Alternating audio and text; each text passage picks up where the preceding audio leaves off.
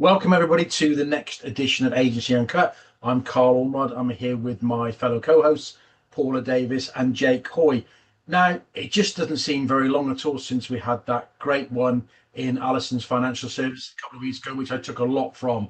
Really enjoyed that. I don't know about you guys, whether you thought that was beneficial or not. Massively, yeah, very, Yeah, very 100%. beneficial. Yeah, it's good to hear what Lisa says from her perspective, Yeah. in terms of preparing yourself, getting ready to purchase a property. Yeah, really good tips there. She was definitely a natural in front of the camera as well, wasn't she? Yeah. Showed us all up. Good. So I want to talk about, I just feel this is kind of ongoing and I don't know where to stop, but I've had a fortnight of sales progression just head off. So I was thinking the other day, I had a conversation with an ex-owner of mine. He follows me on Rightmove and that, and he's almost like a stalker. I launch a property and I wait for me WhatsApp 5 minutes to say, "Oh, that looks nice, Karl," or tell me about that. He's a lovely guy. And we got into the conversation about that he'd used a previous agent when he sold his, but he bought through me, noticed a significant difference, wouldn't go back to that agent, and that a local agent that we won't mention apparently has made all their sales progressors redundant and they've outsourced their sales progression. So we got into a conversation about that.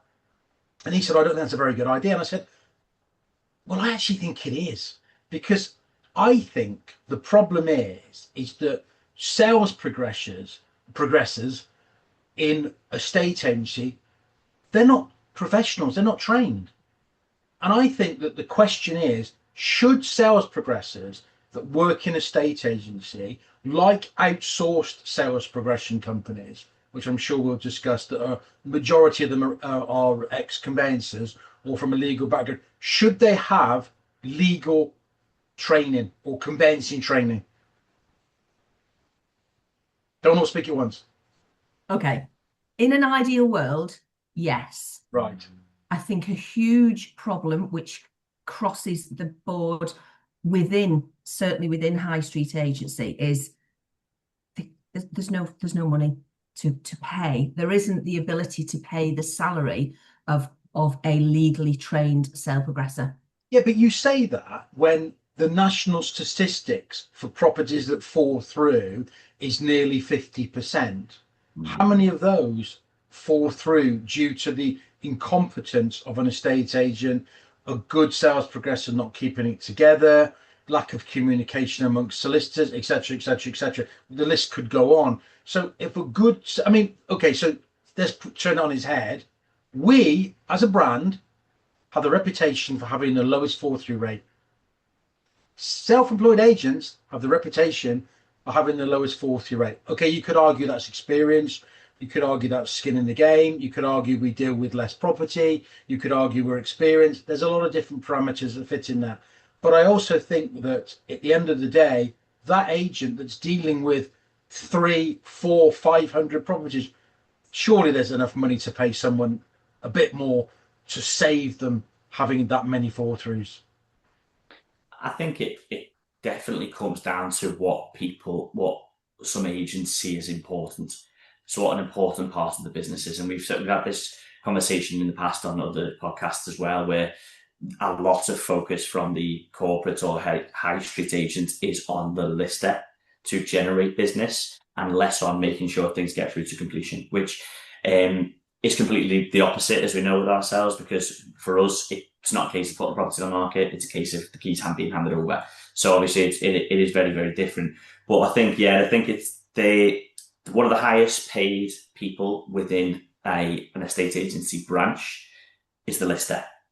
And it's because they're the person who's supposed to be generating business. Now, like we've said again on other podcasts, you'll probably instruct that agent and then will not speak to that lister again. And it is then so important to who is dealing with the actual sale, negotiating the offers and the sales progression, which is where the majority of the money should lie. And if you can get more properties through to completion by having a better, more experienced sales progressor, then surely that's only a positive thing. Well, yeah, because at the end of the day, you can pay a lister to list 50 listings a month at good fees, good prices, beat the high street agent. If you don't sell any of them and don't go through to completion, what's the point?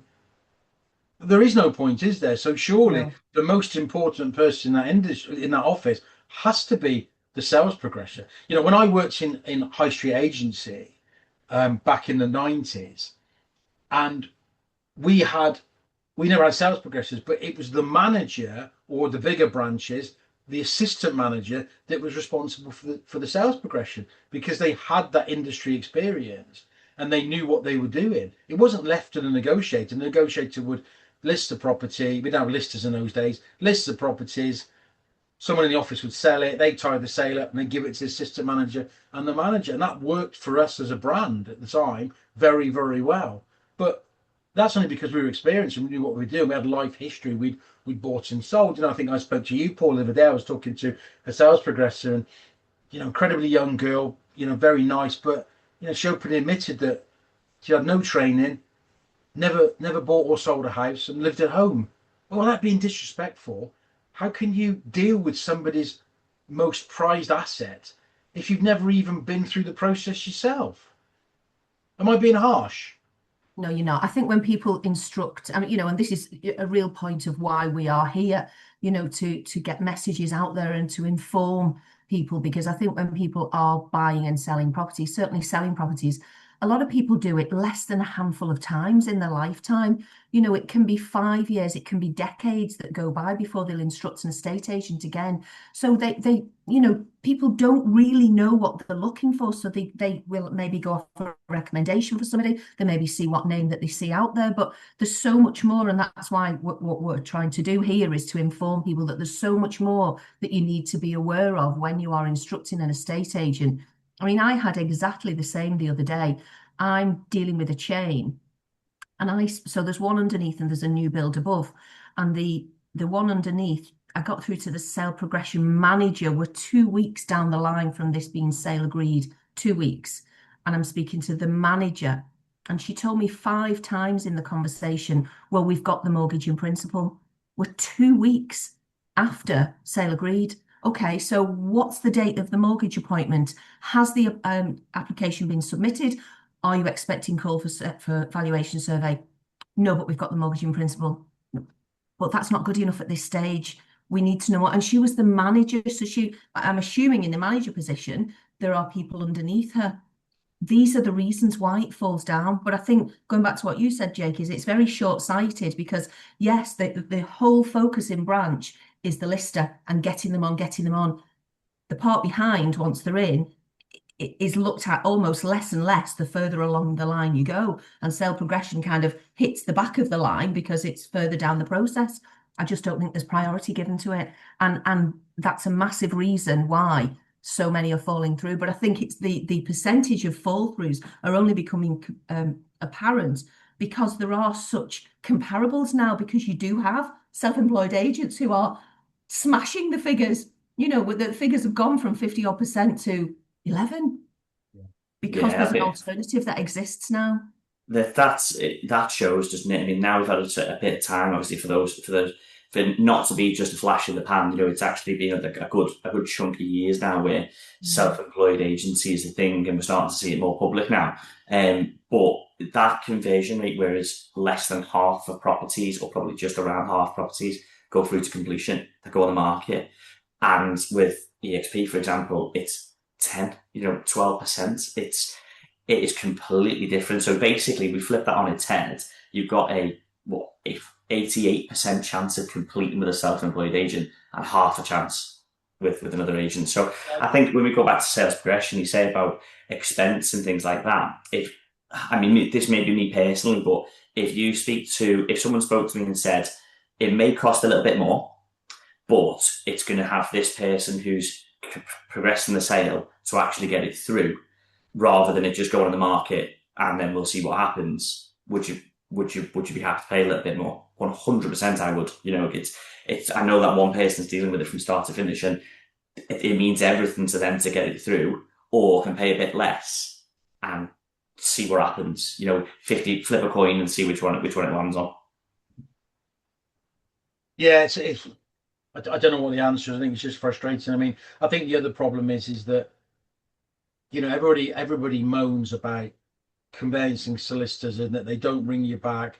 they don't respond, they're incredibly slow. But I also have sympathy for them that there is a lot more work involved nowadays. There's a lot more rules and regulations. Onboarding of clients, as we know, is, you know, so much more detailed than it was years ago. But I think the problem is that why can't they just blank carbon copy you on emails? You wouldn't even need sales progressors. You know, if we all used half a dozen different solicitors that we all knew and recommended and were happy with, and we sent the memorandum of the sale out and they acknowledged it, and send you an email saying we sent the draft contract, and then one of the sides says, Karl, we've just applied for the searches. They wouldn't need to deal with the sales progression because they're already updating that agent. And if you've got a conveyancer that's dealing with, let's say, 100 transactions, I don't know what the average is, but let's use it as a figure, and there's 2 agents, that's 200 agents. They're calling that person. And I've seen stuff on LinkedIn from conveyancers where they're getting a phone call on 4 o'clock on a Friday, and on a Monday at 9 o'clock, they're asking for an update. Yeah. Oh, yeah. I've had it. I've had new bills chasing me on Friday and then chasing me again on Monday. So there's nothing happened. Nothing's happened. Everybody's been off. We're not off. No. But your solicitors, who you're now asking me for, have I got an update from, are off. Is nobody thinking this through? No. I think a lot of this comes down to communication, doesn't it? It's about people talking to each other. But I think what you get is people are employed into positions that they've not had suitable training in. They don't understand the complexities of it. You don't even know the questions that they're asking in order to receive the correct information. So if people are communicated to and from correctly, the problems wouldn't be so apparent. It's difficult, isn't it? Because we sit here every week, and what we don't want it to feel like is that we're kind of, you know, really ripping apart high street agents. But the 3 of us come with such a vast wealth of experience, and the 3 of us, for our own reasons, have chosen to be here because we genuinely believe we can make a difference. And we're sitting here and highlighting the areas that really need to be improved on from where we've come from. If you look at EXP as a brand and the fact that we're number 1 in the UK, and I think Jake pointed this out previously, self-employed agents, what, 2% of the market, 2.5% of the market? What does that say to you? You know, how can 2% be better than an agent that's maybe got 1,000 high street offices? You know, I've got friends of mine that their kids are an agency, and I look at their listings online with the agent they're on, and they've got half of what I've got, and they've got 4 people in the office in a high street with a standalone Rightmove account. You think, that's just not a business model. They can't make any money. Is that being propped up by poor conveyancing remuneration, referral fees, you know, mortgage money? Because it's not a business on its own. But I think imagine the difference if we could turn that 2% even to 25% or 50% of the, you know, well, it would. I mean, it probably won't. It certainly won't in my lifetime. It probably will in Jake's, but it's. But imagine the difference to clients. Imagine the difference in the experience that they would have. But it goes back to your comment earlier on, doesn't it? People move so infrequently. You know, I went to an incredible valuation yesterday. It turned out to be a lot more expensive than I thought it would be. And I had a real good chat with the client. They were lovely. We had a real laugh about things. And they said the last time they sold, there wasn't a property portal. You know, they said, you know, it was like in a newspaper. And she actually said to me, do you still advertise in the newspaper? I said, well, just get in me DeLorean and I'll see what I can do. Laughing. You know, but that's the difference. That answers your question. You know, they moved in 1998. Oh, I don't think Rightmove was around then. Wow. So that's the issue, isn't it? Is that people don't move that often, so they don't understand what the norm is, or what the norm to them has evolved dramatically to us, but not to them. But that's the problem. I put a post on social media yesterday, and it was about people, everyone understanding the process, and that is so important. You touched on it there, Paula. We're saying if people knew more, that things would happen faster. And again, back to what you said, Karl, you feel sorry for some conveyancers because they are getting unnecessary calls off agents. So, for example, I always laugh. I will not ring a solicitor, and I tell my clients to not ring a solicitor on a Monday or a Friday. they're doing completions, don't ring them. So that's experienced, and that saves that call going through when the solicitor has to return a call that just says, can I have an update from Friday? Nothing's happened, like you just said then. But so it's given that at the start. I mean, I put a post on yesterday about a house that we put on the market 10 days ago today. Went to market, under offer, survey's gone ahead in 8 days, 9 days. And that's because the buyer knew exactly what was next, the seller knew exactly what was next, and the solicitors just got an email with me every Wednesday. So now we've got a plan, a strategy with it before it even sold. And then obviously it means that it can go through, hopefully, a lot smoother. Do you think then that the industry has slowed up because of the excess work, or do you honestly think that the industry has changed? I mean, I look back, I've got a very small network of agents that I know from that worked with me 25 years ago, a couple of solicitors. And we were chatting on WhatsApp the other day with one of them and said, do you remember when we did 3 contract races? We had this little terraced house at 50 grand. And we had a multi-agency back in the day when, most things were multi. And we got a buyer and the other agent got a buyer. And the seller's solicitor said, go to contract race. And we got it exchanged in 36 hours. And I remember ringing the agent saying, can you take your board down? We're on a contract race. I said, just exchanged. Do you know what I mean? Because you were smug then, weren't you? As a kid. But the point is that, 151 days to exchange now. I mean, anything can change in that time. So, and I think the problem is a lot of solicitors think that's acceptable. Yeah, I think going back to what we mentioned about people being sales progressors being experienced and trained. So yeah, I agree with that. And I think if it's a case of, right, first point of call is this is what happens next. These are the next stages and stuff. You know exactly what to expect. We know that life is all about setting expectations, isn't it? And if someone says it's 10 days, you don't ring them on the 7th day because they're 10. It's just setting an expectation. And I think the problem is they're not being set. Solicitors won't set them because they'll just crack on with what they're doing. They probably should have some insight on it and, let their clients know. But at the same time, I think it does come down to agents and experience. And I think sales have slowed. Yes, volume has come up. Yes, they're going to have issues with not so many new conveyancers coming into the industry, which obviously it's going to affect business volume. But I think a lot of it does come down to knowledge and obviously setting an expectation, just unnecessary calls and things like that. Here's something then. So I was talking to an agent the other day who's looking at joining EXP. They do the luxury end of the market, and we were chatting that way, just different things. And he asked me about conveyancers and what I do, and I explained to him what I do. He basically, and this is probably very confrontational, but I'm going to throw it at her. He basically says to his sellers, if you instruct a solicitor that I don't have a relationship with, i.e. they won't call me back, I don't get much information from them, they don't respond to emails, they don't acknowledge me, then the sales chasing side of what I do is down to you as the fee payer. Don't call me. Interesting. Because he said, what's the point? I don't get anywhere. And I suppose really when you flip back to the early conversation I had, is that ultimately, when you think about it, rightly or wrongly, we are chasing a solicitor to provide us information on something that we're not paying them for. So they're actually helping us by providing that information. But if they've also got to provide that information to their client, or they also are reporting to their client, they're reporting double. So I suppose it goes back to my point earlier on about blind copying, but we can digress. But I thought that was an interesting point. And he said that he's also got a situation where if the buyer uses a certain panel of solicitors that he has, that he just knows are a nightmare, he won't let them buy it, or they have to change solicitors, because he says, I'm not putting my owner through that.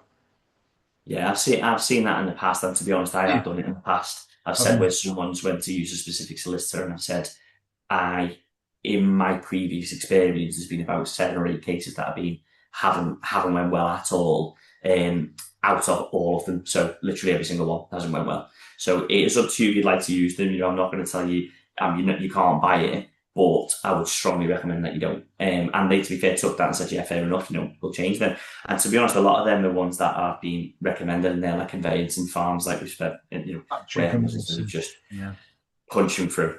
Yeah. It's interesting, isn't it? I mean, I've got one at the moment, which is a very expensive sale, and the seller was, I wouldn't say he was aggressive with me, but he was like, there's nothing wrong with my solicitor, is really good. Now, the buyer's solicitor is sending information to the buyer. The buyer's emailing me. I'm emailing the owner's sending information back to me, and we're kind of like doing this round the seller's solicitor. And now the seller sent to me, I really appreciate everything you've done, Karl, keeping it online and making it happen. Do you know what I mean? But that's just getting away with doing a crap job. Yeah. I think this is where the trust in choosing your estate agent wisely, if you choose an estate agent who you really value and trust, and you have full confidence that they will do an excellent job for you, then that grows in terms of the solicitor that they recommend, as opposed to using it as two separate parts. There's my estate agent, right? I'll get my solicitor. If you choose the right estate agent who you have complete trust and faith in, they will recommend an excellent conveyancer and the two of them together will work at getting this process through for you as timely and as efficiently as possible. Yeah, I've just had one complete literally in the last few days, and the buyers used one of my recommended solicitors that I literally speak to every other day. And the seller used a solicitor that I literally speak to every other day. Without a shadow of a doubt, I speak to them every single Wednesday. So that happens every Wednesday, same time, an update on all the files. If there's anything in between, then obviously I speak more urgently, but it's just, we know that there's definitely an update every Wednesday. That's gone through in 11 weeks, and that was delayed because they were on holiday for 2 weeks. So that could have been 2 weeks faster. And in this market, that doesn't happen, but the communication is both solicitors in one email with me in it, and every single correspondence, I know exactly where the wholesale's up to. And the sellers have said, I got the updates from you consistently, so I didn't need to bother the solicitor, which, to be honest, I was like, I've done your job a little bit there, but at least it got through.